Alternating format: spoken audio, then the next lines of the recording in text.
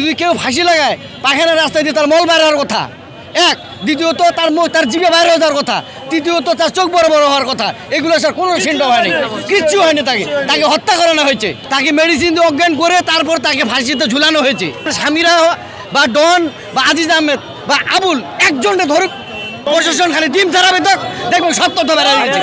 30 বছর যেহেতু বলছেন যে এটা হত্যা আরে আত্মহত্যা, তাহলে ওনাদের কাছে এভিডেন্স আছে, আগাম জামিন দরকার নাই। উনি ওখানে গিয়ে আইনি প্রক্রিয়াতে যাক, আদালতে প্রমাণ করুক, বিচারক মহোদয়রা দেখুক।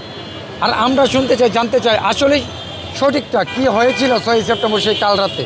এই যে আজকে যে গণজামায়াতটা হলো প্রেস ক্লাবে, এটা তো কোনো রাজনৈতিক দলের কোনো গণজামায়াত ছিল না। দূর দূরান্ত থেকে যে আসলো মানুষগুলা, এই পালসটা যেন এই সরকার বুঝেন, বিচার মহোদয়রা বুঝেন, আইন শৃঙ্খলা বাহিনীরা বুঝেন।